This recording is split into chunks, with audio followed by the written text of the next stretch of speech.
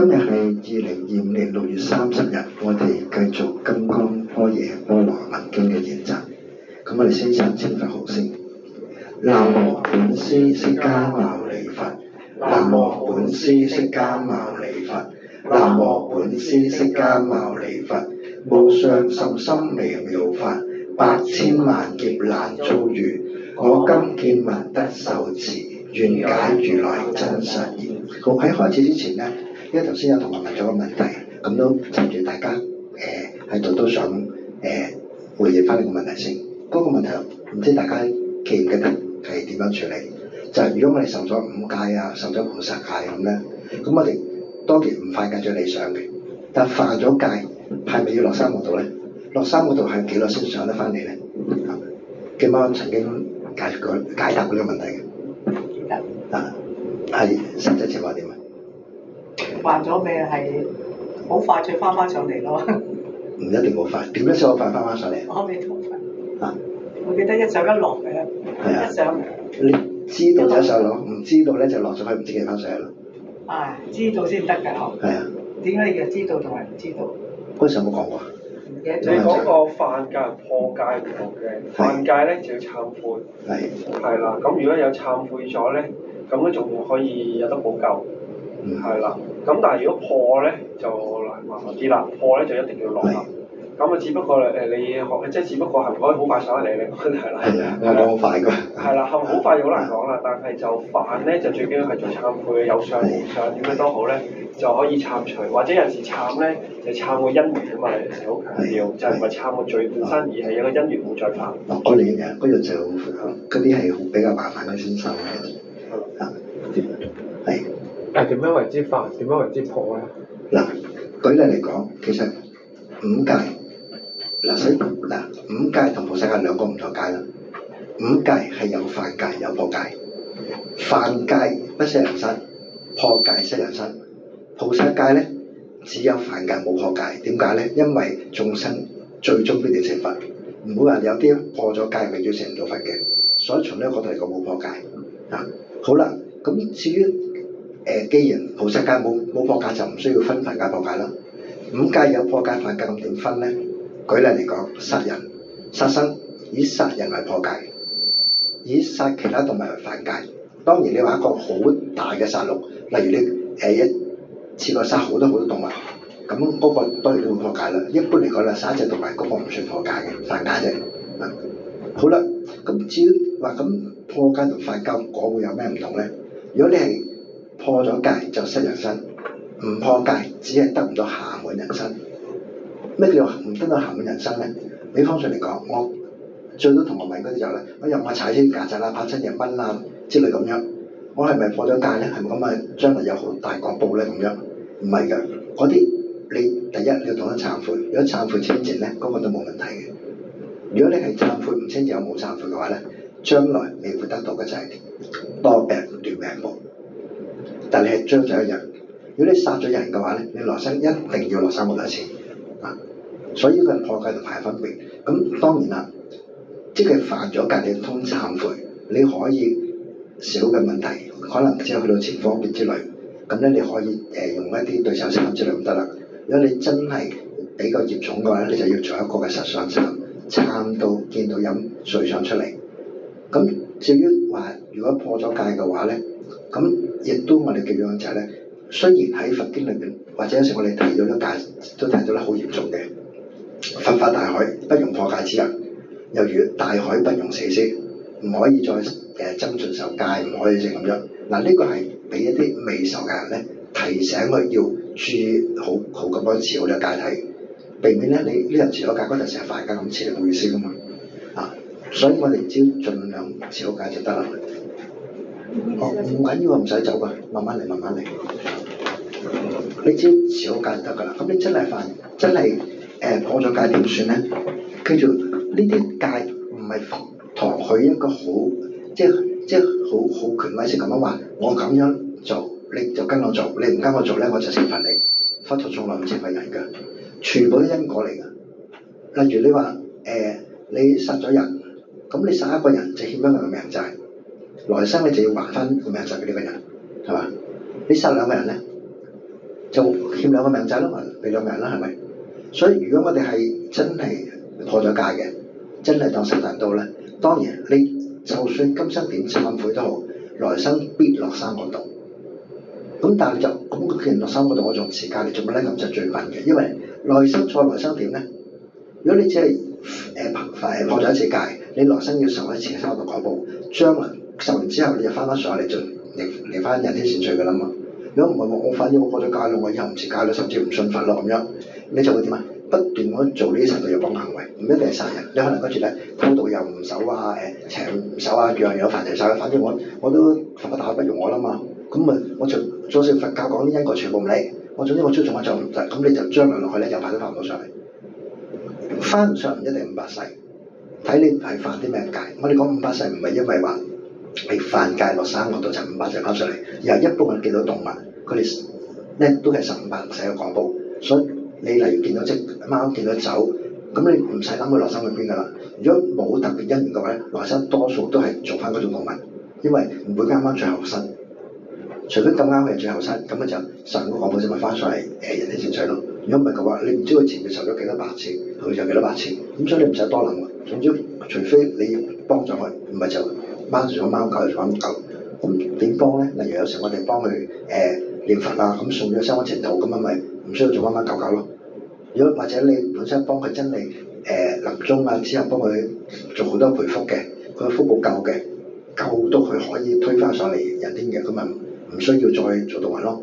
咁不過由3個度上動物咧，相對嚟講就比較係愚痴嘅嗱，呢個係事實嚟。所以點解我哋講人咧，有啲人好聰明，有啲人好笨，有啲人好佢打啲好執着，就係因為從善趣嚟同惡趣嚟嘅分別。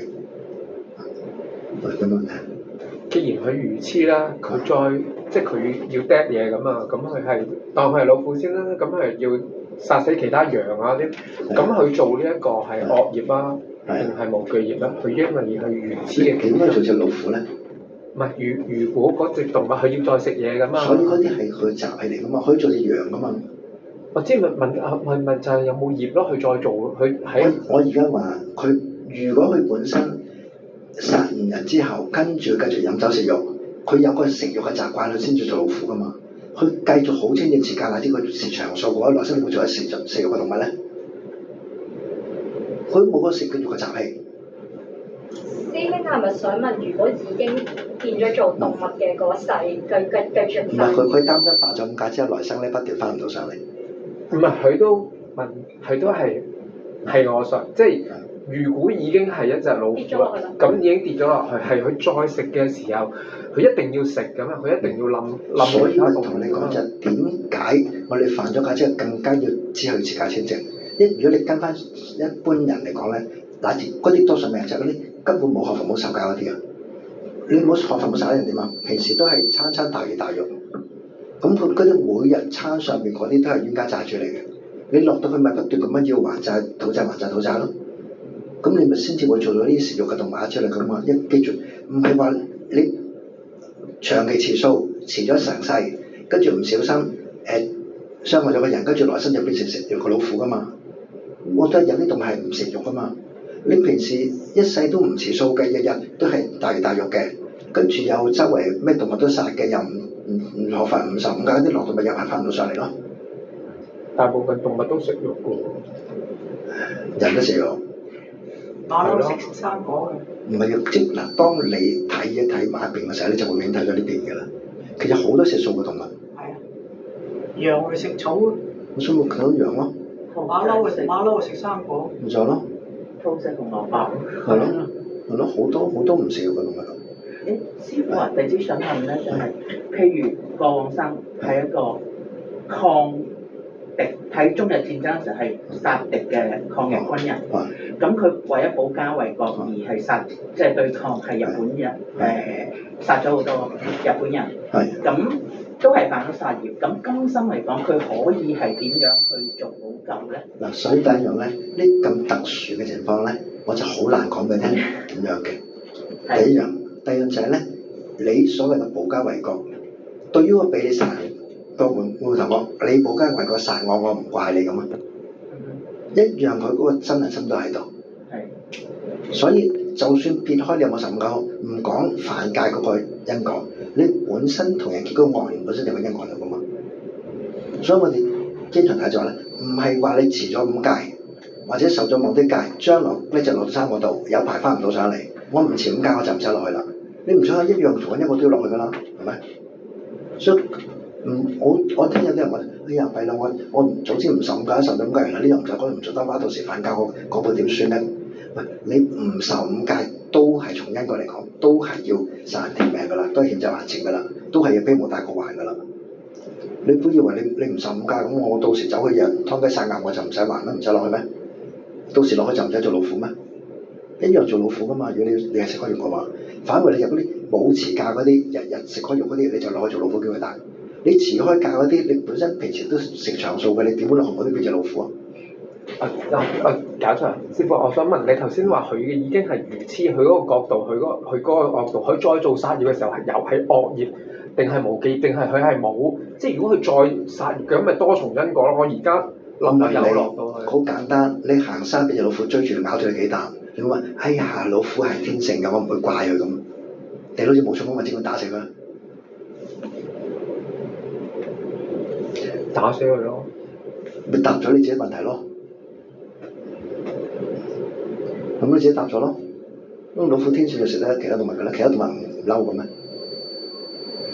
其他動物一樣會嬲。點解我喺個草原食到死我哋你冇啲碰埋嚟咬死我？我知咁係咪永遠咁樣直線落去，點可能升翻上嚟咧？所以咪同你解釋咗咯，你落咗去嗰啲就係過去冇學佛嗰啲啊嘛。咁你上次同我講一禪提都會成佛，你想你好多概念碌到亂晒龍啊！一禪提嘅成佛係因為佢將來仲有因緣去遇翻佛法嘅時候，遇到一啲過往啲事識睇一睇嘅時候，佢轉咗一念，唔係講佢即刻成佛啦。可能嗰時到你成咗佛嗰時仲係遊下遊下。一禪提係咪講人咧？一禪提斷盡善根嘅人。因為喺《大般涅槃經》上卷咧就講話一禪提不能成佛，咁後來喺下卷就提到一禪提都有因緣成佛，因為所有眾生皆當成佛，所以唔會有啲係唔能夠成佛嘅眾生嘅。咁既然所有眾生能夠成佛，咁點會有一啲叫一禪提唔可以成佛嘅眾生？係從呢個角度去睇，唔係話你可以斷盡善根咧，保證你成佛。時間好長，好長。係啊，好肯定咯，可能你周圍所朋友成日佛，你都仲係有緊。不過最終必定成佛，因為所有眾生皆當成佛，係從個角度嚟睇，係從個理嚟睇，又唔係話我而家我一戰頭我成佛，我做一戰齊啦，咁我就保證成佛啦咁啊，我唔做一戰係未必保證成佛噶嘛。搞唔清楚概念嘛？係兩個唔同嘅概念嚟㗎。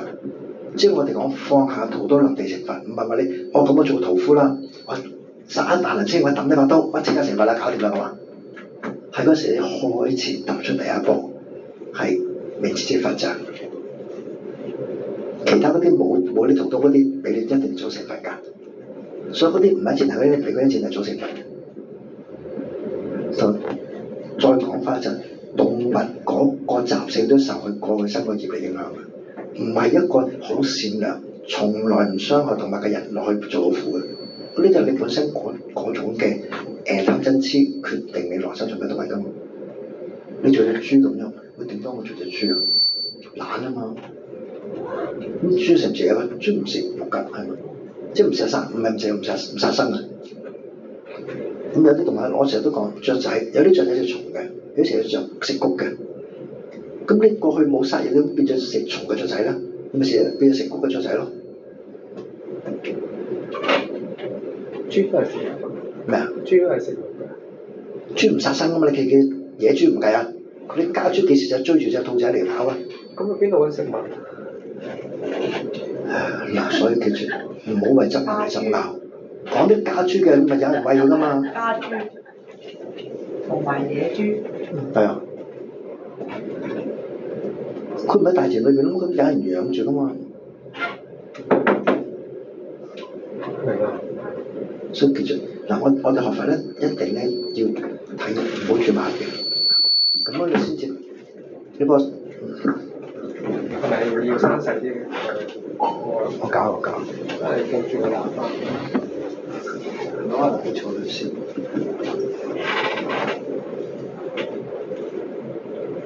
喂，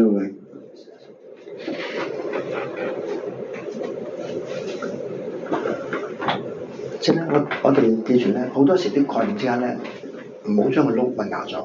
其實我聽你我哋幾個混淆咗嘅，所以先變好多疑問啊。一個問題一個問題，咁有時我哋可以將佢匯通，但唔好將佢撈亂。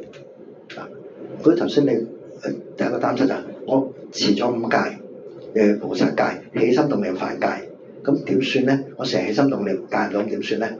咁犯咗戒咪受果報咯。咁你受果報咁得，你受果報落，即使落三個度，唔係永遠落去噶嘛。你落去，你犯戒多少就佢落去幾耐。咁落去亦都未必做一啲繼續犯戒嘅動物噶嘛。你可能到時最簡單，你即係就當話你真係殺咗人，不過跟住好勤力懺悔，總之設計好嚴謹，可能落去做隻豬仔俾人劏翻，咁跟住翻去做翻人咯。咁何來再繼續落去三個度咧？因為佢都冇機會俾你做嘢。你咁好彩，你做隻老虎，跟住不斷殺其他動物咁咧，繼續還債咁嗰啲，就唔係咁樣犯一次戒肯懺悔嘅人嚟噶嘛。嗰啲唔持戒嘅人，平時日日都大魚大肉嗰啲犯咗戒之後咧，從此唔持戒嗰啲，就先會去到落去三個度繼續咁樣不斷做嘢。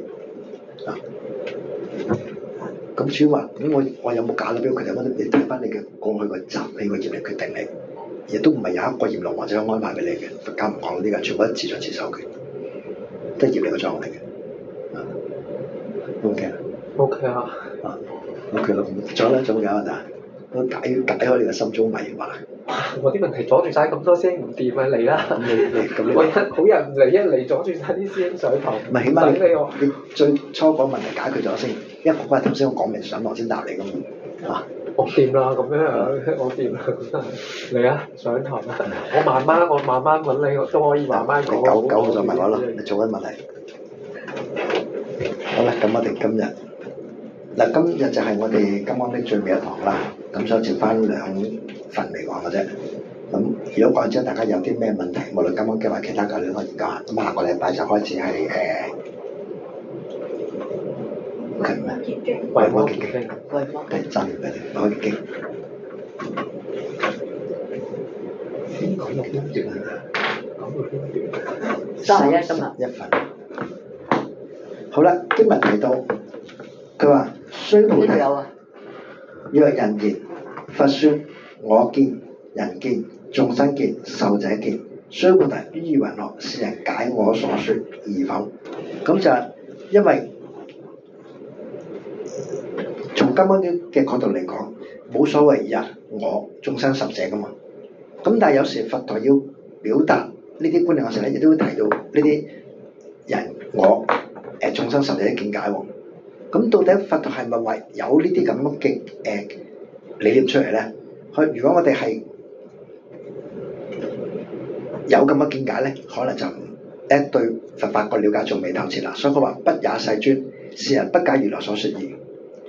你如果佢咁樣認為佛陀都有介紹我見、人見、眾生嘅壽者見咧，佢根本就唔了解佛陀講緊嘢啊。咁對於我見、人見、眾生嘅壽者見，之前解釋好多次㗎，係表示乜嘢啊？就係嗰種所對境啊嘛。你執有所對境，先有我見、人見、眾生嘅壽者見㗎啦。離開所對境，何能我能對嘅我所對嘅人，同埋境界嗰種嘅時空變化咧？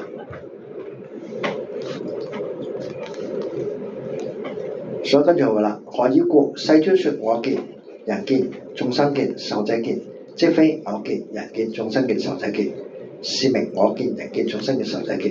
呢啲唔係話喺實相之中有呢啲咁嘅能所對立，有啲時空分別喺度，而係只係為咗方便我哋仲未見到實相嘅人咧，假明咁講俾大家聽，有呢啲咁嘅我人眾生壽者咧。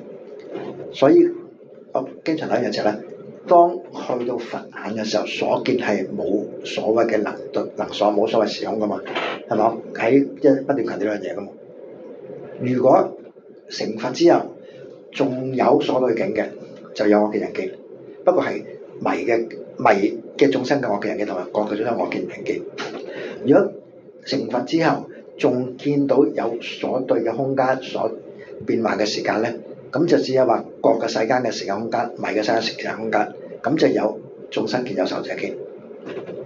但係我不斷咪提到喺國嘅境界有冇呢啲啊？有冇㗎？喺國嘅境界仲有冇呢啲能所得能？有冇時空變化？冇噶嘛。所以何來我見人嘅眾生世見咧？但係佛陀清楚，眾生清唔清楚？眾生唔清楚，於是佢就要用呢啲方便，從眾生嘅角度嚟講呢啲我人眾生，即係人能所得能啊時間空間呢種概念出嚟。嗰啲純粹係為咗方便眾生，嗰啲唔係真係將來成佛之後仲有我見人嘅眾生世就得見。所以記唔記得我講五眼嗰就好強調一樣嘢㗎？五眼嗰就強調就係咧，佛眼唔係最圓滿嘅天眼嚟㗎嘛，因為天眼一定有我人眾生受證嘅，好肯定有添。但係去到佛眼仲有我人眾生受證嘅話咧，嗰、那個唔係佛眼嚟。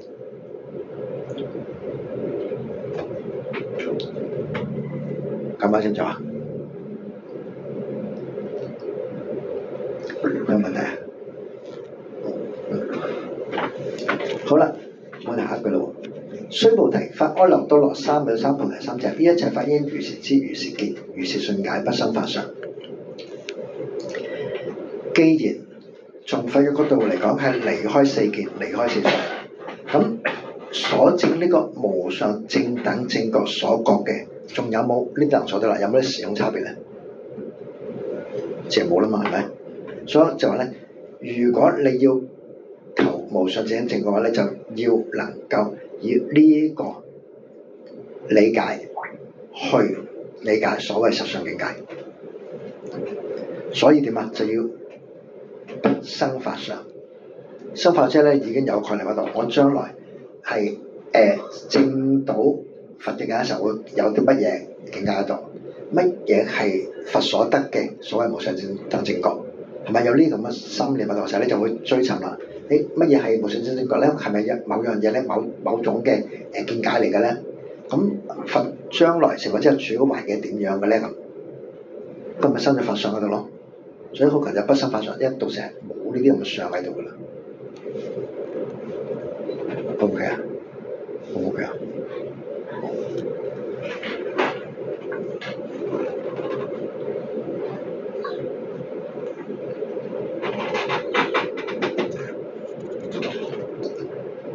好嘅，跟住啦。佢話：須菩提，所言法相者，如來說即非法相，是名法相。所以同樣地啦，所謂呢啲一切嘅理念、啲概念咧，都只係假名嘅，唔係話真係喺國境間仲有啲語言概念存在。所以呢句所謂即非是名，即係咩意思啊？即非就係咧，去到國嘅時候，因為國者所見呢啲唔存在嘅。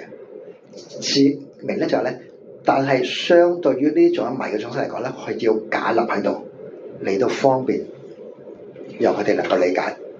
所以我哋知道佛有咩所謂根本智、後得智噶嘛？根本智點㗎？離緣絕相不可說噶嘛？後得智就係咧，根據佢喺正入實相境界時嗰個經驗，後來用語言文字再表達翻出嚟咁，佢後得智啊嘛。後得智係講得、説得可以同人表達得到噶嘛，但係根本智係冇辦法講噶嘛。同樣地喺佛嘅境界裏邊，唔會作喺四相裏邊，唔會喺四見裏邊，但係為咗方便度眾生，就會用呢啲方法嚟到讓眾生接近理解啲何謂覺知境界啊嘛。OK 啊？你有問題出聲？明？唔明定係冇問題？頭先講後得智係後得智就係話咧，嗱，你本來咧迷嘅人，我自然唔知道實相係點樣，唔知道覺知境界係點樣。好啦，當我哋達到無上正等正覺嘅時候，去翻呢個見翻我哋本身個實相嘅時候咧，先至知道原來實相如此嘅。呢個境界係唔可以用語言表達，唔可以用概念嘅思維嘅。因為一有語言就有咩啊？有咗能所，一有概念就有時空。咁你喺一個冇能所冇想嘅境界裏邊，你何來語言何來概念咧？好啦，但係如果你要將呢種境界去同一啲仲係迷嘅想分享嘅時候，你唔可以冇嘢講噶嘛。你要人溝通，一定要透過語言，一定要讓對方能夠理解，所以又落翻語言概念嗰度。呢個時候你就要用一啲方面去表達啦。所以嗰個就所謂咧，精化時明法上就係咧，佛陀用嚟表達佢所證嘅境界嗰啲語言概念咧，都只係為唔係佢證到嘅語言概念嗰個境界嚟嘅，而係為咗方便讓人去理解時候一個方便說嚟嘅，所以就時明。OK 啊？阿師傅話法相同普通嘅相有咩分別啊？一切相都法相嚟嘅咯，一切法之相，所以嗰個唔係實相嚟嘅，實相離相。見唔到實相嘅時候咧，我哋喺網上分別嘅時候咧，所見一切境界都係法相。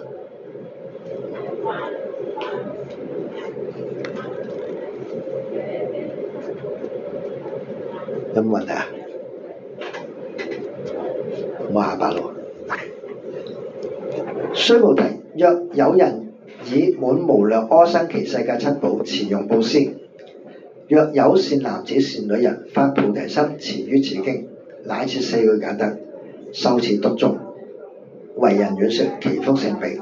同樣地啦，其實喺金剛經好似出現過，好似大概7次到嘅，就係用你所有嘅最珍貴嘅東西，用嚟布施所得嘅福報，同埋咧，了解金剛經嗰個福報差別，都不斷強調就係咧，你就算用幾多七寶去供養幾多次布施幾多次都好，所得嘅福都不及你對金剛經了解一小段嗰個咁嘅福報。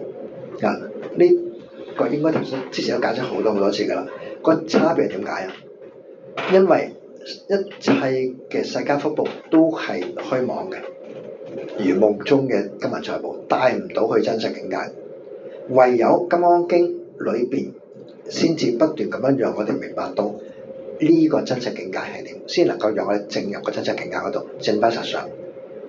所以你再用再多東西，都係喺虛妄嘅境界裏邊，點及你能夠一句説話讓你明心見性，見翻個真實咧？當然亦都再調翻咗個問題啦。點解好多時都提住話咧4句解4句解唔係成部金剛經咧？因為金剛經本身都只係一個假立噶嘛，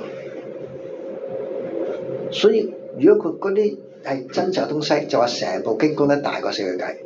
既然整個都係方便，讓大家去一個用語言概念去讓人理解離開語言概念嘅境界嘅話，你4句都唔多啦，係嘛？所以佢只係提4句解，同埋之前都提過噶嘛。我哋受持金剛經受持咩？唔係受持裏邊某個4句解，係以是名住汝當奉持，個名本身就係啦，因為裏邊根本冇一啲嘅能夠喺實相裏邊存在嘅東西，全部一切法一切嗰啲都係假立嘅，所以無有法名阿耨多羅三藐三菩提，根本冇呢樣嘢喺度。你有嘅話點啊？有你就仲係呢個生死流轉裏邊，所以點解之前不斷提噶嘛？假如釋迦牟尼仲有法可得嘅話，燃燈佛唔會受記佢汝當作佛噶嘛，就係因為佢能夠離開呢啲咁樣嘅一切嘅緣概，先話佢能夠成就或者成覺，因為佢冇得再執住呢啲虛妄境界裏邊。好啦，須菩提，若有人以無量阿僧祇世界七寶持用布施，若有善男子善女人發菩提心者，持於此經，乃至4句簡德，受持讀誦，為人演說，其福勝彼。嗰隻又係應該第7次嘅比較嚟嘅，有冇記錯啊？真比較，我將無量珍寶布施嗰所得嘅福報，同埋我哋受持金剛經嘅一小段嗰個福報，邊個大？不斷都提同一樣嘢㗎啦，就係咧，你無論布施幾多福報，幾多次都好，乃至到生命布施都好，都不及你了解金剛經4句解。原因喺邊度咧？剛才提過啦，因為所有呢啲嘅布施所得嘅福報都係虛妄嘅，都係如夢中嘅境界一樣。喺離開見明心見性之後，去翻實相境界係呢啲全部唔存在嘅。就當一個人喺夢裏邊，夢到擁有再多嘅寶物都好，醒咗時候一件都達唔到離開個夢境嘅。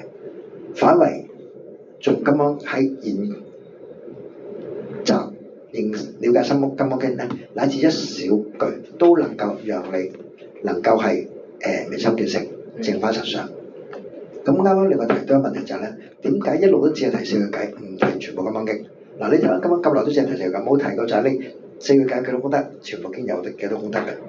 因為前面有段經文提過，以是名詞要當奉持。金剛經裏邊所有嗰啲都是一啲方便法對治法，裏邊冇一句係實相法。點解？因為今日你咪提過咁啊，仲有話無有定法名阿耨多羅三藐三菩提，冇一樣嘢係就係表示我先真正講，嗱即係無有法，嗱阿耨多羅三藐根本就即成冇一樣係叫做無上正覺法，否則講啲法就直講啲法咪得咯。我持呢個法就係得到無上正覺啦，但係冇嘅。反為點樣先有咧？係抌晒一切執着，你就有啦。即係點解啊？即係如果你有少少執着，你都唔能夠見實相，係離開所有執着，你先能見翻實相。所以剛剛你入嚟之前啱提個問題就係咧，經都提過，如果釋迦牟尼佛係有一法可得嘅話咧，燃燈佛唔會受記去將來成佛，即係佢做埋執，就係因為佢於燃燈佛所冇一法得我攞到心，所以佢先受記佢能夠成佛。因為表示佢已經抌咗所有嘢，抌咗所有執着，咁佢先有成佛之望。所以咧就啱啱講到呢部分啦。咁剛才都提過就係其實四個偈都多嘅，當然不過冇四個偈咧就冇咗一個方便引導眾生去向呢個方向去走。咁舉例嚟講，我哋睇翻六祖慧能大師，佢唔係聽晒成部金剛經先至開悟嘅，佢咧一四個偈，佢就能夠聞咗就開悟。所以點解四個偈已經嗰個功德咁大？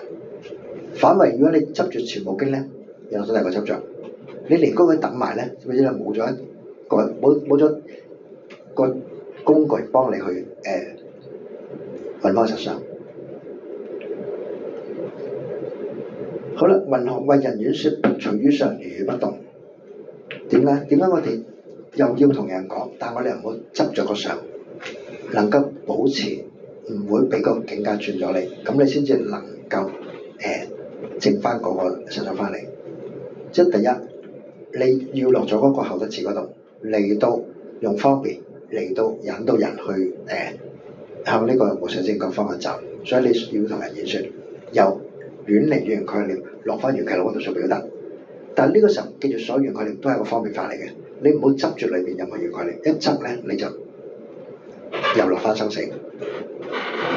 既然冇執嘅話，你唔會俾呢啲所謂嘅一切嗰啲嘅方便法去動搖咗你，先能夠如如不動。一記住根本冇，全部根本冇嘅。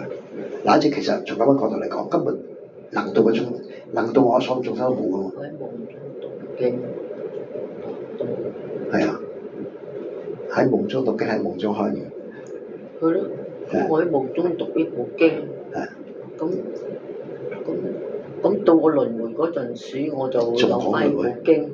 咁我就會知道跟住佢做。但係你輪迴喺夢裏邊。咁但係我就會喺夢裏邊做師傅。所以。你如果見翻實相就冇輪迴㗎啦，因為你頭先咪講過，你嚟咗四相何來輪迴咧？有四相都有輪迴㗎嘛。到輪迴嗰陣時見到實相真係好嘅。見咩嗱？我哋搞清楚先，咩情況先有輪迴先？因為有朝暮無明，有愛執分別。所以你離開嗰個愛執分別嘅話，你就唔會有落到輪迴。你能夠離開個能所對立，你就冇嗰個變異生死。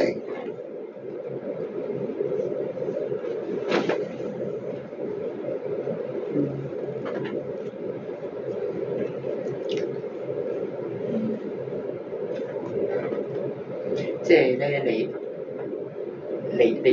你要入去遊樂場去玩啲過山車，你先會覺得有離心力㗎嘛。但係你離開個遊樂場，你就唔會有感覺到嗰啲過山車同埋嗰啲嘅離心力嘅感覺咯。係咯，我發緊夢啊嘛。咁你而家喺過山車嗰度。係咯。係。咁同埋後邊如果咁我諗翻咯，我成日講虛擬實境啦。你對住嗰啲警力唔喐，唔會因為咁樣咧你就俾佢轉入去噶嘛。我哋轉入去先至係冇手冇腳嘅啫嘛。我跟住提到啦，何以故？一切有為法，如夢幻泡影，如露亦如電，應作是觀。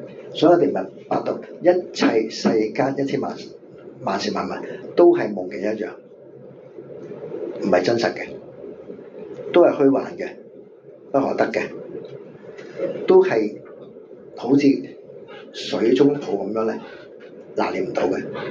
好似影都係因為咧從業力變現嘅啫，唔係你唔可以拎住影出嚟噶嘛，影你見到，但係你捉唔到嘅。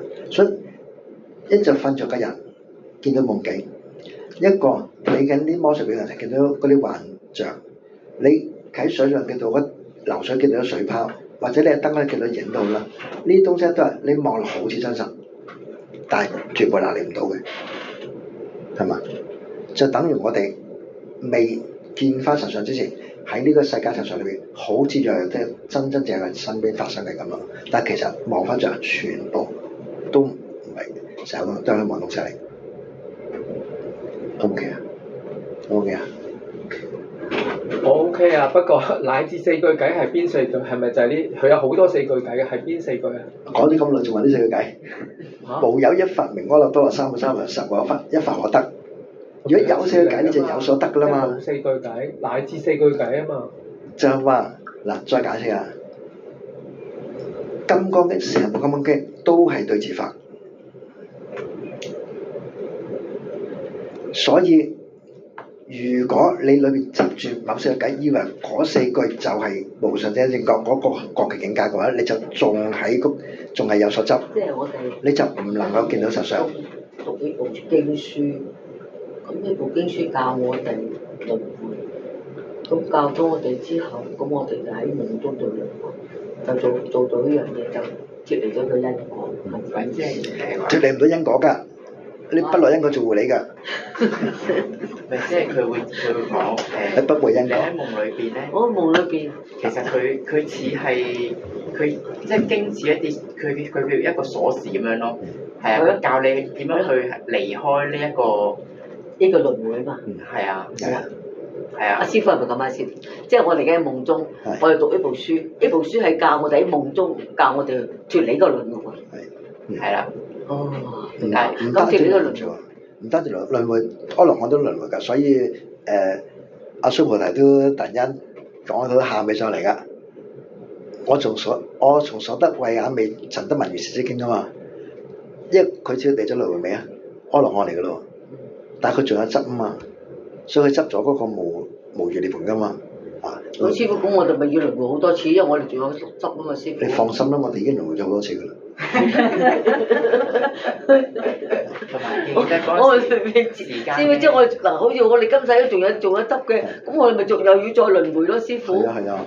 哇！所以今晚就叫你放第一，就點解咁強嘅？今晚經過可力量喺度，就係因為佢放執噶嘛。係咯，放啲執著㗎嘛。咁我哋讀呢部書明白啊，明白放下我執，我梗係明白啦。但係有啲句即係都仲有得執㗎嘛，都唔係話真係放到咁，即係冇執㗎嘛，係咪？其實佢最簡單，我啲頭先問個問題，邊四個計啊？你咪想執四個計咯。咁如果咁唔使講，直搞四個計咪得咯。就係裏邊好多四個計都係能夠令到唔同嘅人因為咁樣放低執着嘅。但邊四個計適合自己咧？冇固定嘅，所以裏面有個無有定法。乃至如果你嗰四個偈對你有助力，你就執咗四句偈咧，咁亦都唔得，要放得埋去。所以就係話無有法，乃至用釋嚟講，釋迦文法於現一法所無有一法可得，先至能夠受記佢成佛。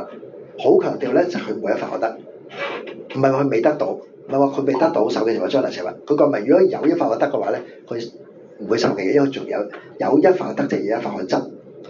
嗱，相對性，你唔使擔心，頭先師傅咪講咗啦，你好少少限制可以做啲善良啲嘅，咁輪迴都會去啲好嘅地方噶嘛，唔使咁擔心。你只要都係輪迴，都係輪迴啊！係你只要做得，咁你冇辦法。就算做善人都係輪迴嘅師傅，都係脱離唔到呢個輪迴，都解決唔到。一定有善有惡㗎啦。但我菩薩係唔怕輪迴件事喎。同埋我教佢你而家再咪走去三方淨土咯，我有屋嘅你唔去。係啊，同埋你繼續，我成日叫你去㗎。有繼續有機會學佛啦，你做好機會就會做翻人啊嘛，做翻人你咪有機會繼續。我想去淨土嘅師傅。我去咯，我幾時冇叫你去啊？我都想問下嘅，如果就係無我啦，亦都無眾生啦，係咪先？咁我同眾生嘅關係係啲乜嘢？你仲唔知㗎？係啊。第一份咪講咗咯。嗯。點解話如是滅度無量無數無比眾生，實無一眾生滅度者啊？呢啲全部都係我哋業力作用體現出嚟㗎嘛。係，我都知道係業力作用嚟咯。係咯，你過去嘅業所造成㗎嘛。所以度眾生就係消減業。我好多業力望唔到你㗎。係啊，我明白呢個意思啊，係啊。都係講緊，但係咧，你同人講係你同一啲唔係好，即係點樣講咧？例如你同啲朋友講你係嚇親人嘅，你明唔明嘅意思啊？哦，咁啊係。你明嘅意思啊？係啊，我哋明呢度係啊係啊。咁咪講。所以我唔知點樣可以去好好地講得好。所以點解我哋話《金剛經》佢個個字都識，但係咧你睇《成部經》唔知講乜，就因為一般人你唔能夠理解到呢個層次嘅。係啊係啊係。你亦都冇必要講到呢個層次先。係啊。我哋講嘛，寧則有如須彌山，莫則空如芥子虛，就係呢個原因。如果佢唔明嘅話，佢咪變咗半個一。寧則有如須彌山，莫則空如芥子虛。因為如果我一調翻空如芥子虛，調翻轉，明白咯？夢幻派嗰度咧，成日你掉一落咗個空見，撥無因果，你就變咗更加會不斷做，要更加俾啲業綁住你。哦，係啊，因為業力本身唔會因為你知道空，你做啲嘢就冇噶嘛。本來就係做咗夢中作業夢中受報，但係你唔醒你就都係喺夢裏面靠住你。所以一般人嚟講，佢未明白嘅話，唔懂因果，唔明白個道理嘅啦。你同佢講反落去更加唔信因果，更加以為全部我心理作用嘅話咧，咁啊落咗嗰啲我成日講嘛 secret 嗰啲啊嘛，以為將第六識同第八識撈亂咗啊嘛。咁啊係啊。係，所以唔需要教你你先講空字嘅咧，變咗先同嗰啲有個經驗先。我投放任何嘅感情嘅都係假咯。假嘅，假嘅，變咗唔係。但係記住，嗰啲出現嘅眾生全部都係因為你過去業力嘅作用，唔係無端出嚟㗎。因為佛陀講得好清，全部都係原理法，全部有因有緣，唔係無中生有嘅，唔係突然之間我變個人出嚟係無啦無能嘅。你見到每一眾生都係過去業力作用嚟嘅。咁但係見到之後咧，所有因緣成就咧就係要解決嗰個業啊嘛。點解你喺街度會做一個人第一次見面嘅，哇好有親切感嘅，好想同人傾兩句嘅。兩個人見到雙目過心嘅，我真係而得真係揼個兩錘嘅。點解？明明第一次見面，兩個第一次見面喎。呢啲都係業力變嘅。呢個因為你過去善業現出嚟，呢個人咧善知識嚟嘅。你見到有親切感嘅，呢個係惡業現出嚟嘅冤家債主嚟嘅。一見到已經咧要防範佢㗎啦。咁但係你如果唔懂得處理，繼續本來善緣，你變咗糾纏咗一啲情執嗰度，有一個結，嗰邊再同佢咧再多啲衝突，又變成呢個結。點解我哋不斷流轉生，不斷個説話越講越大？就因為從來我哋唔懂得解啊嘛。所以就應該明白到啦，我哋點解要滅度無量無數眾生？唔好執着眾生嗰度，因為嗰啲仲係業力變出嚟嘅。你能夠度到佢，你個業力消咗，你就能唔會俾佢綁住。你唔消繼續咧，就不斷纏繞咧，就變咗互相糾纏，人死為人，死為人嗰啲啲不斷咁樣，你同我結我緣，我同你結翻我緣，不斷糾纏住，越翹越實。所以今晚就講俾你聽，唔係全部點解咁強調？如是滅度無量無數無邊生，十一種得滅度啫。一開始未講呢句，就講俾你聽，呢啲全部都係假嘅，假得就唔係無中生有嘅，都係你嘅業力令到佢出現噶嘛。咦，師傅係咪真係咁樣啊？即係話我哋而家雖然係發緊夢，但係咧，因為又利用我哋而家呢個夢境，用咁我哋個業力變化出嚟。令到我哋去了咗所有我哋嘅惡緣，所有我哋嘅善緣喺個夢境裏邊係咪了開晒？即係做好晒，做翻啲即係補救嘢啲啊？係咪咁樣樣啊，師傅？惡緣要了，善緣未必要了。哦。你乜菩薩不斷結善緣噶嘛？你話菩薩我唔結善緣啦，我唔救你啊咁嘅咩？係咪？一善緣嘅時候，我哋菩提道嘅資糧再嚟嘅。但係惡緣就會變成一啲嘅纏繞束縛掹住唔俾我哋去開悟嘅。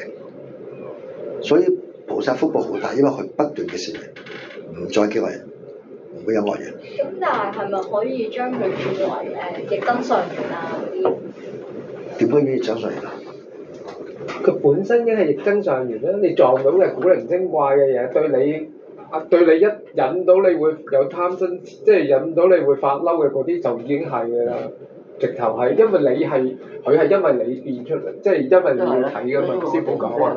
即係你個業燒咗佢就啱啊！個業力變咗做對住我哋自己嘅做錯嘅嘢，或者做翻好嘅嘢，同埋做翻唔好嘅嘢，咁我哋調翻嚟。所以我經常講，一定要翻去第一堂。咪解，慢慢解嘛。係啦。你就係我的結。係啦，所以我都諗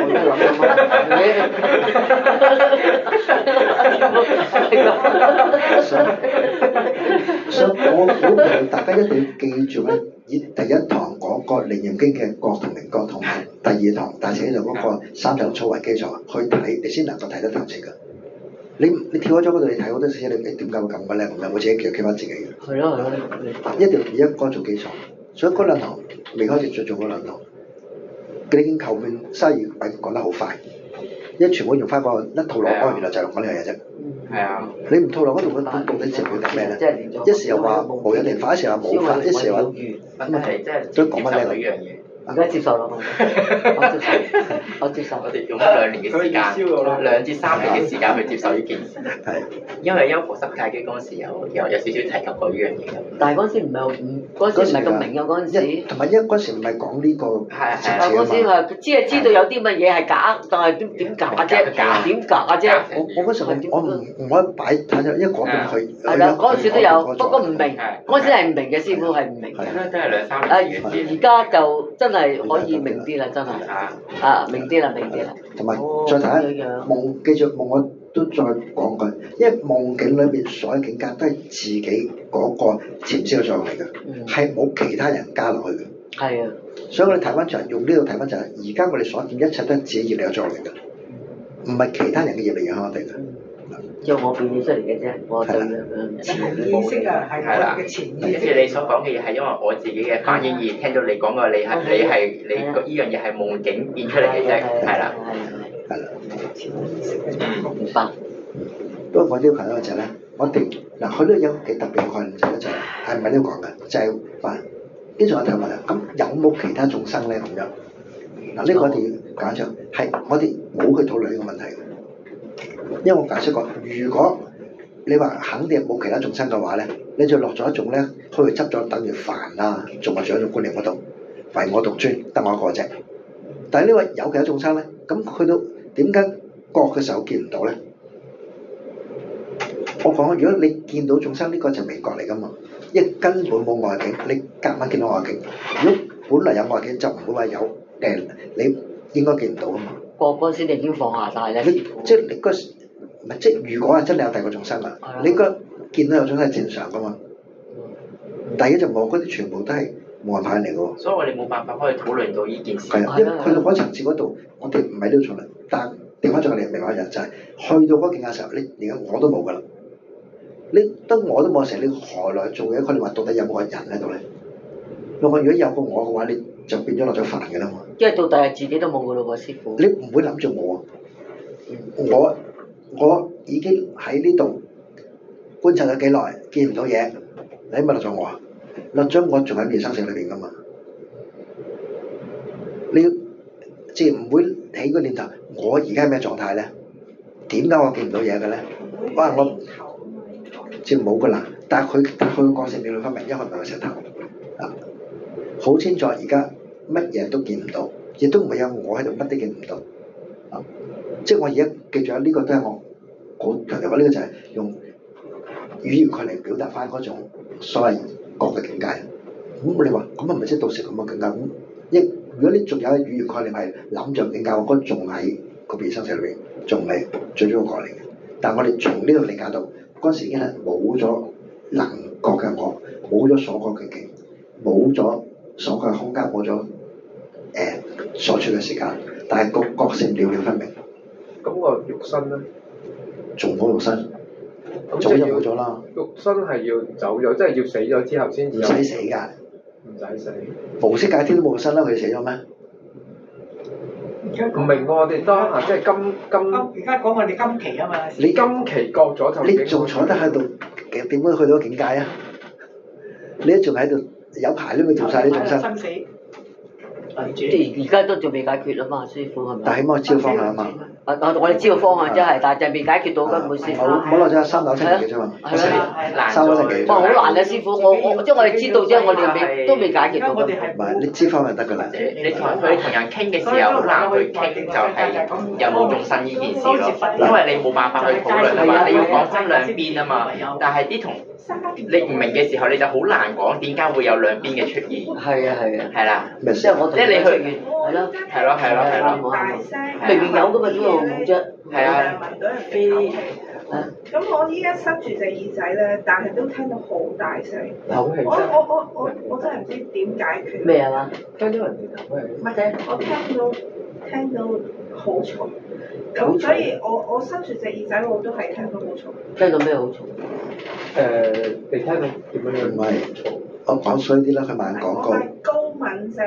佢係賣緊。高敏症。佢而家賣緊廣告，佢一食咗某啲中藥劑咧，佢就變得耳聰目明。唔係，不嬲都係高敏症，即係比較強大。我依家塞住隻耳仔都聽得你哋好大聲，我點算？好細聲啫，師傅。好大聲。唔係講我啊，講你哋啊。講我哋仲細聲啦，咁你未食藥之前咧，會唔會即係會好啲啊？我哋咪仲細聲喎。你好細聲啫嘛，我好大聲。唔係啊，嗱我哋講嘢真係我而家咁樣。唔係幾把聲炒埋一齊就好大聲。如果佢而家咁樣講，你聽唔清楚我講啲㗎？我哋未到 disco 嘅級數㗎。好清楚。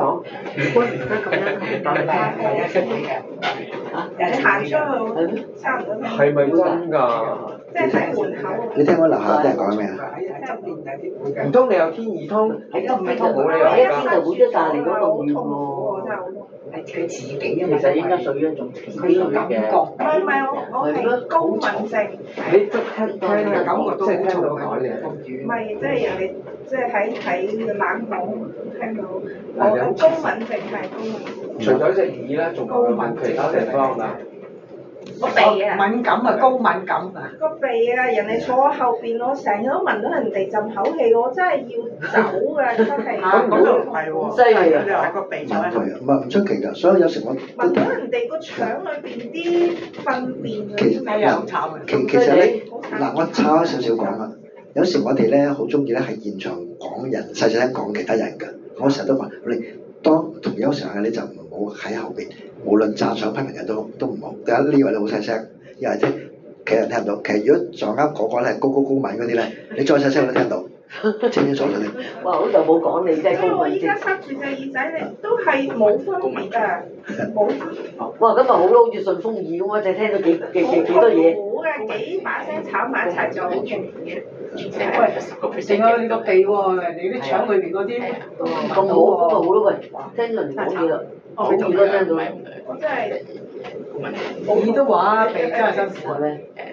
戴住口罩好啲喎。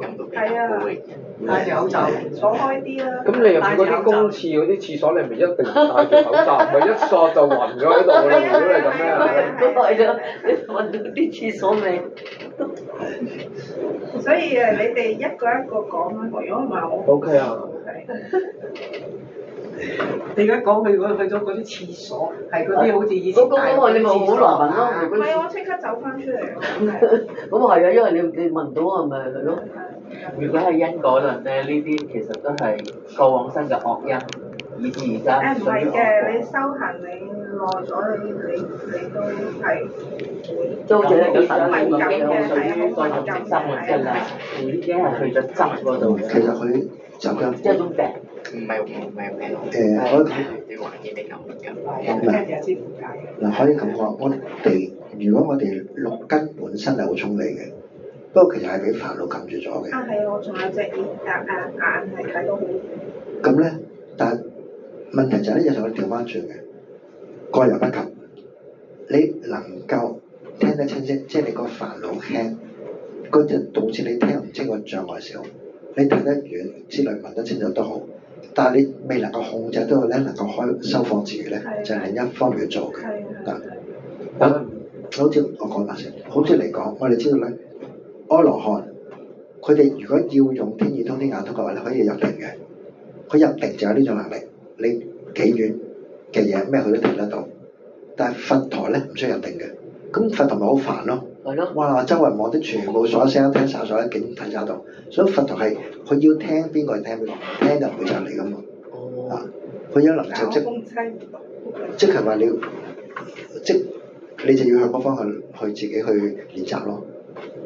你就到你唔想聽嘅，佢就自然係會將佢忽略咗嘅。咁佢就咧睇出聲音，其實呢個世界好多聲音嘅，乃至你唔好講你室內有時咧，自己室內都好多㗎，電線嘅聲音，嗰啲石屎震動嘅聲音，出嚟嗰啲聲音，係啦，嗰啲喇叭本身嗰啲電流嘅聲音，乃至我可能周圍有啲小動物嘅聲音之類，全部好多唔同嘅雜音喺度嘅。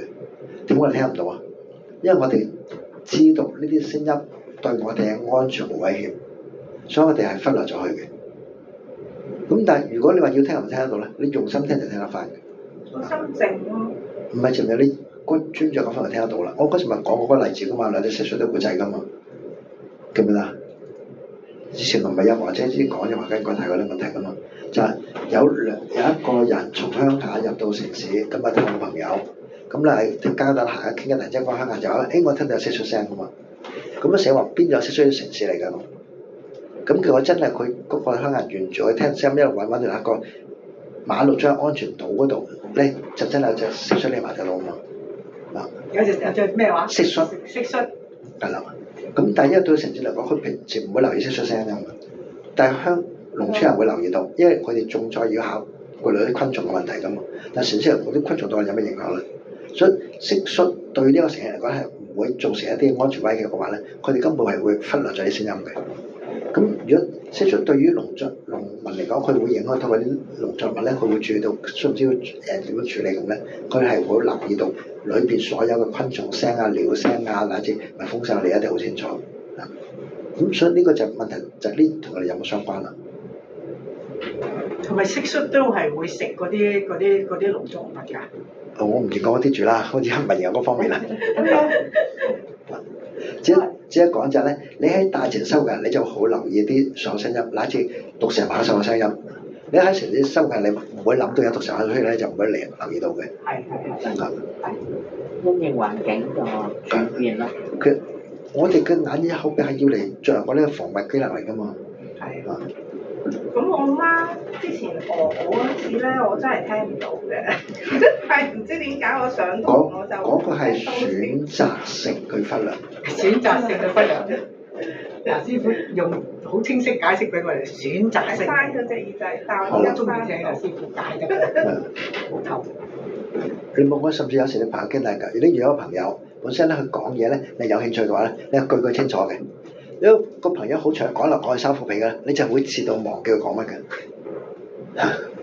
有冇呢經驗啊？有啊！平時師傅講嗰時。係啊，全部忽略晒啊嘛。係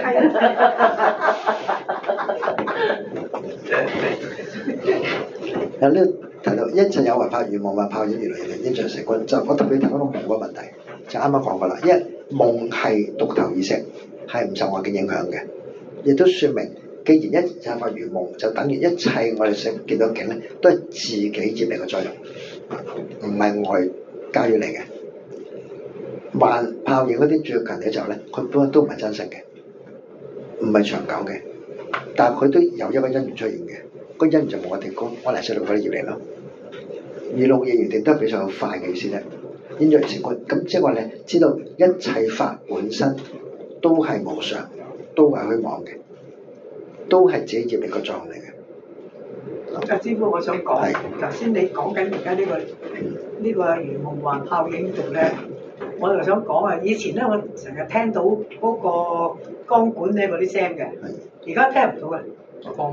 光管有聲走出嚟㗎。光管有聲㗎。係咯，而家唔覺嘅，係聽慣咗定係？唔係依家有啲 LED 燈，知啊？係啊，以前嗰光管有聲㗎，係啊，真嗰啲聲好嘈。係啊，好嘈㗎，好你個嘈。start 開始夠期，所以你聽到聲嗰陣時。其實嗱，你而家 LED 嚟㗎。如果你一用心聽，其實都聽到你上嘅聲嘅。因為個 start 夠期就會有聲。打坐夠靜，係你接光管裏邊係有一啲某啲嘅金屬粉之間咧，係啊，佢嗰啲聲好嘈㗎。係啊，以前係啊。係咯。其實而家都不斷而家 LED 做緊呢個變化。哦，就係咯，點解而家冇？但呢啲唔係 LED 啊，呢啲普通啲光管嚟啫嘛，一樣都用嗰個金屬粉嘅作啫嘛。哦，而家唔同咗。以前光管粗啲啊。係啦係啦。係好粗㗎，以前係好粗。改善咗。係啦，以前好粗啫嘛，係咯。好粗㗎，係。好似係好嘈㗎，嗰啲聲發，嗰啲聲出。光管咧成日自己係啊。咁啊！而家啲光管而家應該係改善咗。同埋你聽慣咗。聽慣咗，定係因為佢改善咗？你都有啦，有啦。係以光管以外㗎嘛。呢個咧用呢幾樣特質去形容嘅，即係夢幻泡影露電。如露亦如電，露如露亦如電，露就係好快脆就冇咗啦，嗰個露水係咪？個電咩？好似閃電咁啊！即係如果你放長呢個時間做，我哋嘅人生都係一剎那啊嘛，係啊！而家要叫我哋就係要咁樣咯，一剎那咯。即係一剎那好啦。應作而說嗰種好似睇好啦，唔好當真。係啦，要咁樣嚟觀。要咁觀察我哋而家咁嘅師傅係咪啊？如夢幻泡影露同埋電。嗰個水泡都係咁啊，啵一聲就爆咗你。嗰下望到佢咁，佢突然間佢爆咗啦，冇咗咯。咁啊係啊，人生係好短啊，就真啊。但係個影係咩咧？嗱，其實嗰度咧有我都講過，金剛經係有超過100家，其實乃至1000家解法嘅，各有不同嘅。我之前解釋過嘛，點解咁多家？因為大家覺得其他人解嘅，佢有啲佢唔認同，覺得唔圓滿，所以又出本著作出嚟啊嘛。係。即係咧，即使呢幾個可以好多唔同解法嘅。嗱，呢度其中一個解法咧就係咧，夢係一種嘅解釋，就係剛才講過啦。呢啲係我哋自己嘅潛意識嘅作用嚟嘅。潛意識自己。跟住咧，幻泡影露電，分別就係講色受想行識。色受想行識。我哋所見嘅景象都係虛幻嘅，叫幻影像嘅。色受想行識係咪咁啊？係咯，幻咪色，我哋所見嘅景咯。色。泡我哋所接觸、所感受到嘅啦。係好不實在嘅一種精華嘅，嗰個我哋所想嘅就好似我哋影像一樣咁樣。影像好似我哋影像咁。受就即係受咗行啦，我哋一切行為都係咧無常好快過嘅。個色就即係可能色與電一樣，都係迅速即受即滅嘅。係啊，呢其中解法都係有好多唔同解法嘅。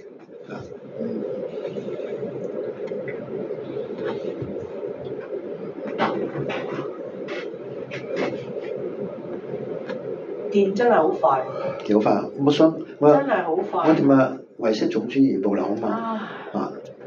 唯識咩？唯識種子如暴流。唯識種子如暴流。係啦，即係好似瀑布咁啊！但係佢係用嗰個狂流嗰個瀑布啊嘛！而家你而家講嗰個。總之瀑布啦。唯識種子如暴流。係啦。唯識種子。就因為佢表示好快，不斷咁樣啲種子不斷咁樣過，不斷咁樣生嘅嘛。係啊，暴流又係。OK 嘅，OK 就最後流通費㗎啦喎。所以都唔可以輕鬆啲講，因為今日我哋而家仲有半個鐘頭，真係可以大家研究。好啦，跟住流通費。佛說是經已，長老須菩提及諸比丘、比丘尼、優婆塞、一切世間天人可修羅，聞佛所說迦葉，分信實話。咁其實呢啲唔使解啦，呢個就係因為每部經都分咗係序分、正宗分同埋流通分，呢個係屬於流通分嗰部分嚟嘅啫。就即係話，總之大家聽完部經之後咧，我哋就會做兩樣嘢，將佢同人分享，第二就跟住去做，所以一定要有信受奉行嘅。點解？因為我經常強調就係任何法門，任何一部經都有法門嚟嘅。無論係阿彌陀經，無論藥師經，無論係金剛經都好。如果你純粹當做一啲嘅你睇嘅道理啊、細路睇真理咁樣，仲有一個哲學研究咧，嗰日只係做咗一半嘅啫，另一半就係跟住去做，所以佢要信受奉行。咁好啦，咁嗰啲點樣信受奉行啊？如是觀，咪一開始講咗啦嘛。咁樣講其實呢部《金剛經》去到第一份已經講咗第二次啦，跟住第三次講噶嘛。咁樣第一次幾時講㗎？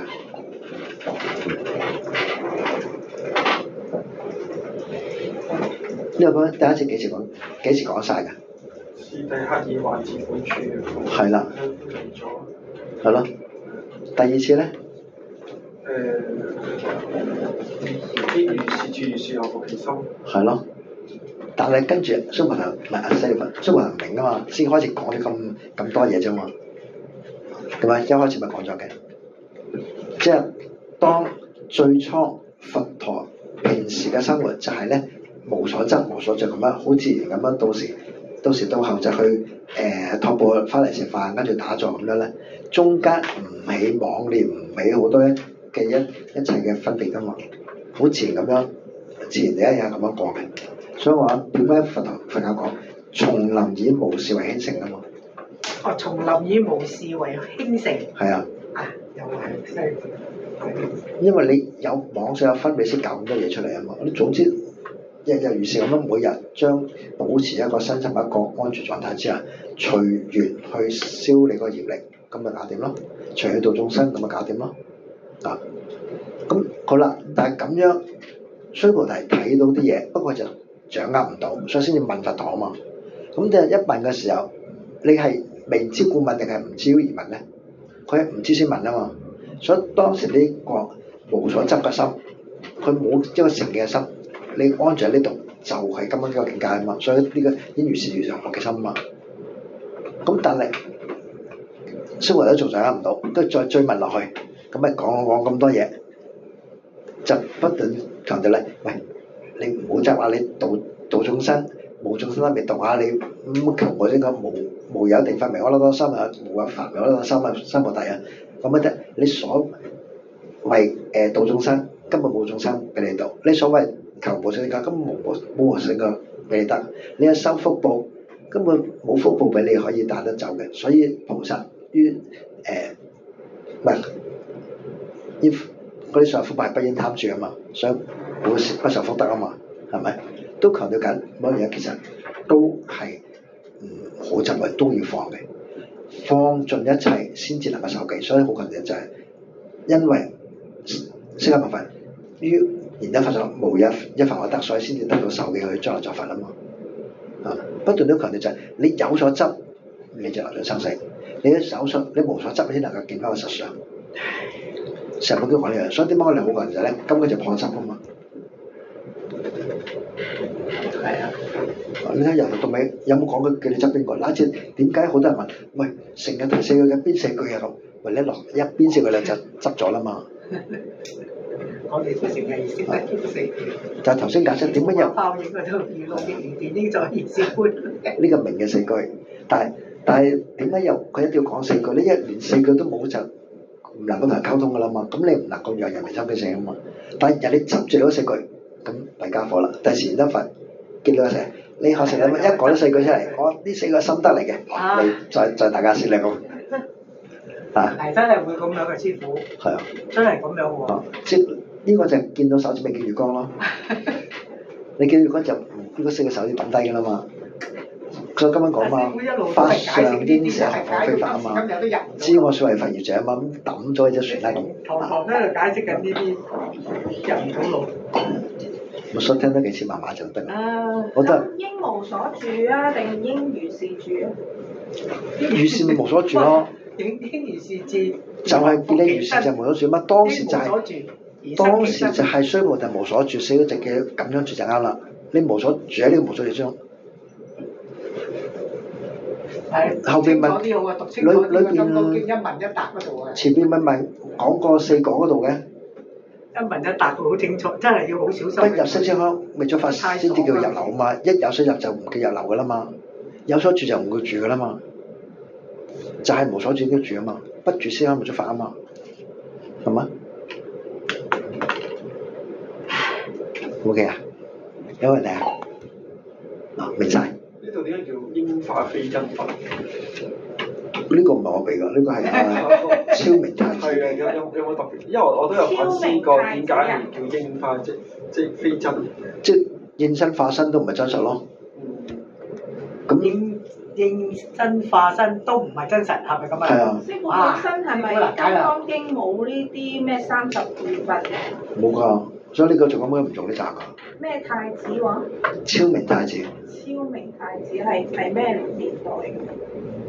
好似係咪梁武帝個仔啊？好似係梁武帝個仔啊！師傅《金剛經》而家我哋再講問一問，《金剛經》係咪喺大般若經裏邊嘅一卷啊？其中一回。其中嘅其中一回。其中嘅。裏邊有啊，大般600卷裏邊有。係啊。大般若經裏邊㗎，我記得好似係。係啊。師傅《金剛波羅蜜經》個真正大般若經解其實就係都係《金剛經》啦。咁解咗啦咩？金剛波羅蜜經。咪解咗咯，甘者堅利明嘅意思啊嘛。堅利明啊嘛，3個意思噶嘛。金剛。甘者堅利明。金剛啊。金剛。金剛唔係金，金剛係鑽石。鑽石。你唔叫我特登整得鑽石咩？我見到你又有咗鑽石啦就係。係解釋咗好多次啊！真係。即係好似鑽石咁乜嘢咯喎？嘅3個特性：堅、利、明。堅者咧就係咧，佢能夠係不為煩惱所破壞；利者佢能夠破壞一切煩惱；明者咧佢係能夠了了分明，知道呢個世界嘅情況嘅。所以佢所以頭先咪講過嘛，所以我哋正嘅唔係變成一個無查查混沌嘅嚟噶嘛，咪了了分明好清楚噶嘛，所以為之明啦嘛，咁亦都分別代表咗就係咧堅者就係睇先，堅係實相般若，利係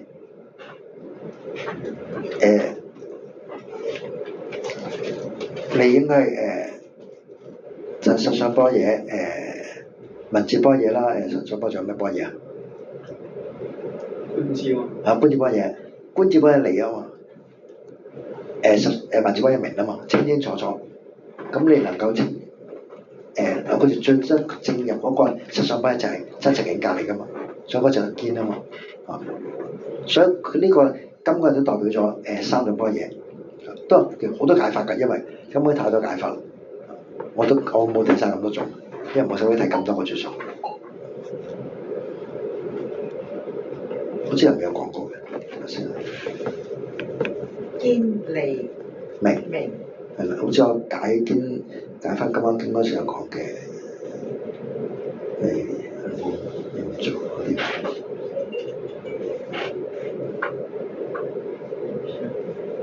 咁上下咯。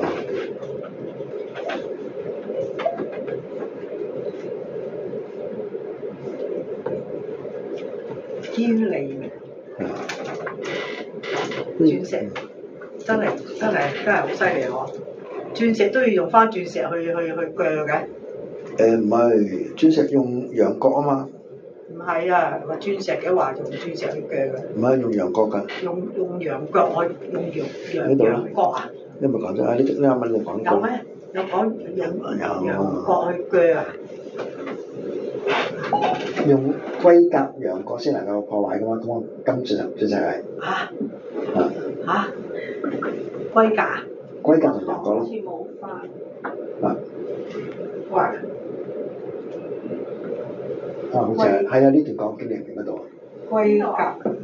最尾咯，人王堅合鎖嗰度咪提到咯，有依煩惱如金剛者啊嘛，以其堅不可斷，非佛之力無能斷者，物如龜甲羊角先能夠破金剛啊嘛。嗱，當然都要説一個問題就係咧，而家就一般向鑽石開鑽石係嘛？咁你就將架鑽石做到一把刀嘅鋒利嚟到開其他鑽石噶嘛？咁但係你用乜嘢嚟到整一粒咁好似刀咁嘅鑽石咧？咁你之前未有鑽石刀之前，咪用龜甲用羊角嚟做把鑽石刀出嚟咯？即係你有把石斧頭嘅時候，攞住把石斧到整其他嘢。收住我成日抄呢度。好，你抄信。如果你未有石斧頭，做咩工具做把石斧頭出嚟咧咁啫嘛？咁當然啦，咁因為記住龜甲又係縱溶化合嘅，羊肝縱溶化合嘅，鑽石都縱溶化合嘅，所以唔會話完全冇嘢係處理唔到鑽石噶嘛，不叫一物治一物啊嘛。所以以前古人嘗試，好多人都嘗試，原來咧羊角嗰個堅硬程度或者龜甲嗰個堅硬程度咧係足以割開鑽石啦，割幾耐唔知啦，起碼刮得花先啦。羊角真係好硬嘅。係啊，我未見過啊。我哋以前咧，咪嗰啲小朋友發燒啊，整啲羊刮啲羊角出嚟煲水㗎嘛。刮嗰啲羊角絲啊！刮啲羊角絲出嚟煲水飲嘅。發燒啊！發燒啊！我未飲過。好古老嘅呢個方。所以嗰個角咪可以嚟整翻嚿鑽石咯。咁你整翻就可以慢慢內心就切得開㗎啦嘛。整到翻都唔翻就唔得㗎啦。因為羊角好消熱毒㗎。好多人都會買一隻喺屋企嘅。以前啊，講以前咧，而家以前我哋都係買一隻喺屋企嚟嘅。以前啊。即係可以煲好多次嘅。係啊，可以煲好多次嘅，可以用好多次。佢刨出嚟咧條絲絲，咁你沖水飲咧，佢即刻發燒，就算好燒都退嘅。佢消炎㗎嘛。跟住又繼續擺喺度，下次有嘅發燒。以前啫，而家唔會啦。以前啫。而家買。而家好多以前嗰啲有得賣，有得賣，不過而家唔會有人用啦。即係以前係農耕時代，好多啲智慧失傳咗㗎啦。係啊，有得買啊。係啊。唔好做好簡單，以前嗰啲百幾個係絲瓜嚟㗎嘛，老絲瓜。就係老絲瓜咯，係啊。而家你幾難？而家都有，而家就老絲瓜。少啲咯，而家多數我都係用啲纖維織出嚟㗎。係啊係啊。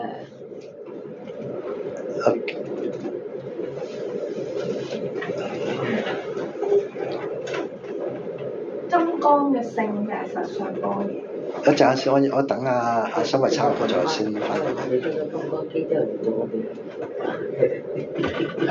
你點做啊？唔可以即刻講呢件事，因為係好多嘢都係層層遞進咯，有佢個基礎喺度。你點樣解釋嘅？唔講。你咁要唔係話佢好難去理解嗰陣時，咁你係會有好多嘅誤差嘅出現咯。你都話俾我，嗱我哋再咁。你假㗎嘛？咁大鑊。唔係假，我哋業力嚟。好難嘅，好難。你同朋友都好難去。如果唔明嘅，其實可能會嘅話咧，迷信佢呢兩個字嚟反駁你係。係啊。咁我驚。即係我頭先同阿師兄理解到，我就話，如果我認同阿師兄講，如果唔係層層咁樣係即係好似我哋而家咁樣延續聽阿師傅你開示嘅話咧，其實如果你突然間即係好似阿師兄同佢媽咪一講嘅時候，佢嗰個反應亦都衍生其他人咧。一般如果佢哋冇好似我哋咁樣聽嘅話咧，咁佢可能會有兩個字嚟即係反駁就係迷信。係呢啲係一般人，佢哋唔理解佛法，亦都唔理解《金剛經》裏邊佛學嘅教義嘅時候，就會有咁樣嘅情況產生。即使我媽咪都係佛教徒都好，但係都一下子一講嘅話係。唔該曬師傅。係唔係咁容易？佢哋未聽到嘛？嗱呢度解釋咗，經理明。係啊。佢比較容易理解清楚呢樣嘢咯。係啊。好難嘅，因為好似《楞嚴經》一開就話有一段係講修羅萬象隨由心顯現，我睇完之後都覺得唔係話，不過係天台精舍落嘅一條堅嘅。但係咧，其實都係，就算而家聽師傅講，坦白講句咧，都係師傅講我信嘅。你問我能夠證實到咧，科學驗證到咧，佢全部驗證唔到。點樣？所有世間上修羅萬象，即係我都由自己嘅心去顯現，即係由師傅講嘅，即係所有嘢都係假咯，但係都由自己顯現咯。但係問題呢樣嘢唔。開頭睇咧係覺得完全唔信，我自己睇啊，但係喺天台精舍攞嘅不得不信，即係人係會經歷一個過程。咁但係而家你信咯，幾時先信就唔知幾時信。呢個信都係要泛泛地信，你根本都唔係真實自己明㗎嘛。即係好似細個讀書聽完啲理論，老師嚟講你信個老師嘅啫，實際上你證明唔到嘅。就算到而家境界都證明唔到，呢個世界係難嘅地方。我今朝都我仔嗱，我同佢講你唔信，不過你唔經講嘅，你聽住先啦。我話講咗10次，講咗10次、20次、30次，你有機會會信住先。我哋嗰時咪講個笑話咁嘛，我覺得個老和尚教個小三咪念心經啊嘛，咪念到無眼耳鼻舌身意噶嘛。跟住小孩問個老和尚：呢個咩嚟㗎？你個眼咯。呢個咩嚟㗎？你個鼻咯。咁佢突然間小三話：佢咯，眼耳鼻舌都點解冇嘅？咁但係心經真係冇啊。咁嗰個老和尚點解釋俾小三嚟聽？但係師兄講求知嗰個境界，如果能夠修禪修到六根修攝嘅時候，你就會知道森羅萬象係真係變出嚟，係咪啊？唔係好多經都有講啦，即係如果係咯，係啊，但係問題係冇乜人去做到啊嘛，做到都證明唔到啊嘛。而家呢個現實世界講科學㗎嘛。唔係講你個心想諗乜就得啫嘛，即係呢個現實世界咁。唔係佢有套片嘅，佢都係講科學嘅。佢去到唔知質子最細，即係最細嗰個原子，即係解佢最細嗰個結構咧，入邊佢嗰個核子核咧，或者係嗰個原子核入邊咧，係佔咗99個巴先係空嘅，出邊全部都係磁場嘅。但問題係好多人唔解㗎嘛，時間都係假。而家我哋呢個佛法要對人㗎嘛，唔係對某啲科學。但係呢樣先難咧，就係啦。所以講緊佢喺度教個仔啊，每日都有個對象，你要落個仔個女教俾佢教啊嘛。啲咁嘅將來聽到先接受嘅細路仔咁啊，細路仔都聽到90%都唔知乜㗎，但係老師話乜㗎啦。但係呢個係好難正常學習令到你會走出。咁你本身你自己信唔信？最緊要你問我咧就佛經講嘅咧就不信，但係呢個信咧有夠能力先放得低啊。如果真係嘅信可以唔信我真了解未了解嘅做做低。但係我覺得，如果佛經嘅人明嘅話咧，好多人信晒佛咯。點解佢大部分人佢哋寧願揀其他修，因為佢簡單啊嘛。好似聽落去似層層咁樣，但其實佢嗰層次好低嘅。你去到嗰層咧，你根本你唔經過實際去做個禪修體驗，或者深入試下過，你根本係掌握唔到嘅。而家最忌咧就係我哋好容易俾一啲外教人話你迷信。其實係好合理嘅，我覺得外教人話你迷信，因為你真係講唔到嘛，講唔掂就唉你揾師傅啦咁喂，佢就係即係你我哋理解人哋宗教都係聽嗰啲叫宗教嘅團體人講嘢，有咩就係你去問嗰個咩唔知咩牧師乜咁，我心諗咁我就唔使問啦。但問即係你都有去過基督教嗰啲唔係應該講香港人講咧就好難接觸。但係所有嘢大家有傾談時候咧，最緊要大家你睇得明咪，有咩唔明就問嗰個人。如果你解得明解通咧，就大家容易溝通自然，就你個宗教容易去宣傳啊嘛。而家我哋最難去宣傳就因為呢個原因就係思想。係啊，你好難宣傳㗎啦。係如無話泡影喎。係啊，如無泡影冇宣傳可言啊，只係都話難宣傳。只係佛道有油麻地擺檔啦，佢哋都覺得係唔算好難有嘢㗎嘛。好難我兩回事嚟嘅，兩回事嚟嘅，唔可以混為一談嘅。唔可以將兩個擺添。但係點解基督教又可以宣揚得到？就係佢哋嗰個簡單，係啦，就嗰個同埋因為佢有一樣嘢俾佢作為一個對象。我都有乜都得。我哋冇個對象啊嘛，我哋唔可以話夾硬將佛陀神化咗噶嘛。跟住佢就去個國家永恆平安快樂幾千年啦，佢哋我哋都係個魔鬼抱埋出嚟，太唔好求神啦。其實所以變咗嚟講就係好同世間嘅係背道唔馳咯。但係其實我有時覺得我哋應該學好因明，要學好因明，因為咧。我哋點因明啊？點明中嘅因明啊？嚇，因為人同人之間你點樣説話咧？就係你講得有條有理啫嘛，合情合理有條有理，人哋咪信服你咯。你講得唔合情唔合理又亂七八糟，人哋根本就都冇興趣去深入思考。我哋根本我哋自己都冇法子入到腦，所以講唔到俾人聽，入唔到腦啊嘛。當年佛陀講乜時候，世間根本就完全唔識點解咁多人聽一聽佛陀講會信服啊？點解今次我哋做唔到？因為我哋自己一來好多時我哋自己只係做一個新聞第二個角色，總之聽咗我自己冇消化到。係啊。你照硬翻嗰隻嘅嘢，你根本真係更加掌握唔到你講乜。但係你要去分析，你又冇個能力分析俾人聽，咁人咪覺得喂，你好似教條化咗喎，你嗰啲好似有啲即係唔合乎現實喎，你嗱迷信啦咁走出嚟噶嘛，加埋好多啲對民間信仰將擺埋落去，咁啊更加你又覺得喂佛教好似都啲愚夫愚婦所學嘅嘢，唔係一個有可能係唔會翻上去學。真係慘啊！而家。啊！但係你基督教佢將好多嘢形有化咗。咁變咗好清有困惑，我信邊個？上帝咯咁啊！我哋佛教唔係喎，佛陀都話你唔好信我喎，即係唔好執我啊！都話你唔係因為尊重我係佛陀，你就信我，唔係因為我一路2000幾人傳咗咁耐，你信我？連個國都冇㗎咯，咁係咪啊？即係同佢哋講嗰啲嘢唔啱嘅係咪啊？所以佢你變咗可能人哋又會起唔同執着，同埋佛陀叫你抌嘢。抌得上執着，唔係叫你揦嘢揦住我啲嘢，啊，跟住咁，你揦住我得㗎啦，揦住我部聖經得㗎啦。係啊，佢哋咁嘅係啊。所以佢乜因信稱義，我4個字教啊嘛。佛陀叫我哋去抌嘢。係啊，寫啊，佛陀叫我哋寫，所以佢又叫我哋揦。所以咪講過點解布施同埋唔係點解六波羅四攝都係布施為先啊嘛？係啊，就要你寫啊嘛。係啊。呢度頭先講過嘛，堅利明啊，呢度講咗啦。嗱喺《金剛經》深印所提到啦。點解金剛般若波羅蜜叫佢金剛咧？因為金剛有3個意思。第一就係堅，就比喻實相般若個體，佢就經過無量叫六道輪迴都好咧，嗰個體係不變嘅，冇增減嘅，所以般若之體係堅嘅。利咧就係指觀照般若，因為咧佢能夠讓我哋體會到萬法當體全空。嗰種境界，所以係嚟嘅。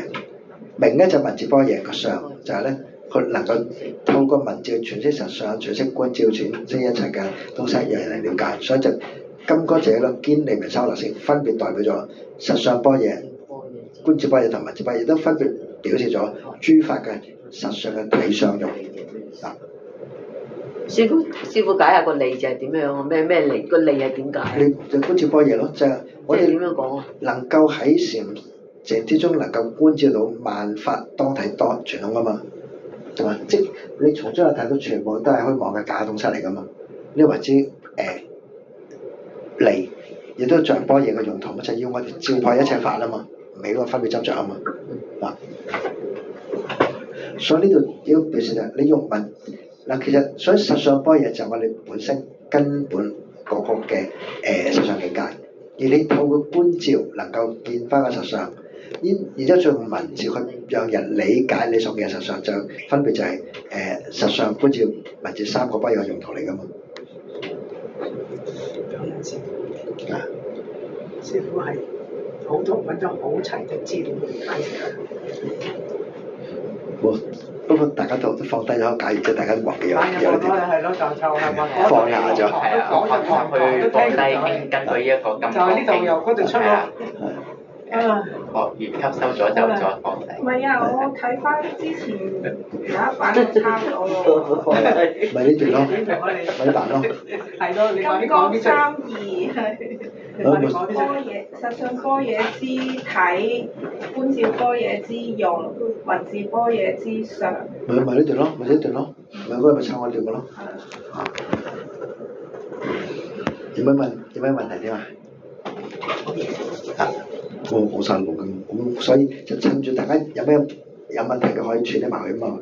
一淨係聽咗部經唔夠㗎，你聽完之後你仲知道佢個重點喺邊度先。我想問咧，應無所住生其身之後咧，講完呢句歸結一個最重要啦。跟住佢就話相對譬如有人生如須彌山王，於雲是身為大否？點解突然間會問相對呢個問題嘅？講嘢，因為大身啊嘛，大身係無常。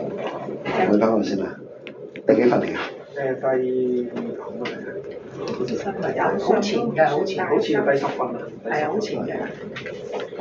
因為應無所住生其身已經係總結啦，咁點解突然間會再問相互提呢個問題？係啊。嗱，即係解釋嗱呢個我哋個身上其實咪顯示我哋嗰個福德智慧啊嘛。身上係表示我哋嘅福德智慧啊。係啦。咁如果你執福德智慧實有嘅話咧，咁就你福德智慧越多，你個心咪越大個咯。你即係你睇東華佛成佛就知㗎啦，佛就最大個㗎嘛，菩薩細啲㗎嘛。係。跟住就有啲侍者細啲㗎嘛。智慧越多，個身就越大咁嘅意思係咪啊？係啦。天界嘅每一層都唔同個身就係咁樣行嚟咁。係啦。係啦，即係越去到最高係喎真係。所以當你執住啲大小係一啲真實嘅福慧嘅時候，你咪落咗個執嗰度咯。所以呢個加咗，我加個落就係夢境係虛妄噶嘛。你夢境裏邊一切東西醒嘅時候都唔係存在嘅。嗱，所以呢個嘢都去翻後邊嗰個就係若以識見我是行邪道啊嘛。你執着呢個就有福報啦，呢個生意上就會咁莊嚴啦。咁呢咪執着嚟嘅咯。呢全部係夢裏邊係有個相對待，有相大小，有相多少。以音聲求我，是人音聲求。一有大小就有相待。呢個大小相待嘅大小嚟噶嘛。所以你點先話説非身啊嘛？是明，但係呢個唔係真真正正嗰個實相嗰個情況嚟嘅，實相何嚟個身咧？咁同埋呢度對應翻前文，所以呢個叫做莊嚴淨土分啊嘛。你睇前面講乜㗎？前邊講係做一段嘅。喺莊嚴淨土分啊嘛，佛告須菩提：於云何？如來昔在燃燈佛所，依法有所得否嘛？就話釋迦牟尼佛當年喺燃燈佛座下，有冇因為佢真正得到嘅？咁當時佛陀答問：不也世乜須菩提就答：以佢所理解就係咧，世尊於燃燈佛所，實依法實無所得啊嘛。依法實無所得。咁剛才解釋過乜？如果有所得，就唔會受記懲罰噶啦嘛。就正因佢冇所得，先至受記懲罰。好啦，咁但係我哋喺三等世嘅修行裏邊，我哋成就咗咩啊？第一就係一個莊嚴嘅佛土，要嚟度眾生嘅。因為莊嚴嘅身上30以上80種好，係嘛？我哋有第一個依報，就變成一個莊嚴嘅佛土。依報啊，依報正報啊，依報啊，依報就變成一個好莊嚴嘅佛土。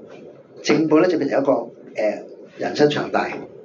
咁但係其實呢個長大嘅正報同埋嗰個莊嚴嘅依報，全部都係夢中空中花。師傅再講一次得唔得？哦，我想錄音啊！嗱，我哋前面講噶嘛，就話由呢開始講啦。佛告須菩提：於意云何？如來昔在燃燈佛所，依法有所得否？就係、是、佛問須菩提，以須菩提所理解，釋迦牟尼佛當年獲得燃燈佛授記，係唔係因為佢有啲法得到？就話咧，於法有所得否？係咪真係得到啲法咧？咁樣，咁即係好似我哋話啲人學，你就去拜師學藝，學咗一種技能，就話你滿師畢業就得噶嘛。咁係咪都係即係話喺燃燈佛裏邊得到某啲法，作為佢能夠成佛嗰個嘅依據咧？咁須菩提就根據上理解就答啦：不也世尊，原來燃燈佛所依法實無所得噶嘛。就話佢所理解，就因為釋迦牟尼佛喺燃燈佛所冇實法得到，先至受叫佢作佛啊嘛，係嘛？好啦，咁跟住又提出喎，咁你話真係冇有得，咁我3到1生期嘅修行所莊嚴成就嘅佛土，咁嗰個唔係有所得咩？所以就係啦，須菩提於云：菩薩莊嚴佛土話，菩薩一路努力修行，唔係莊嚴佛土咩？咁於是佢就答啦：不也世尊，何以故？莊嚴佛土即非在是莊嚴。其實佛一路菩薩修行度眾生、利益眾生所得到嘅福報，成就呢個莊嚴嘅依報佛土咧，呢啲唔係佢刻意去求嘅，係佢本身嘅業力作業力現出嚟啫。呢啲都唔能夠同帶去實相境界嘅，只係喺呢個中間個過程裏邊呢一個虛妄假象嚟嘅啫。所以呢個即非莊嚴，是名莊嚴，假名莊嚴啫。因為能夠拎到實相先至真正莊嚴，但係呢個拎唔到實相嘅，只係喺呢個夢中所見嘅，喺呢個度眾生裏邊喺迷嘅境界所見東西，所以佢只係假名為莊嚴。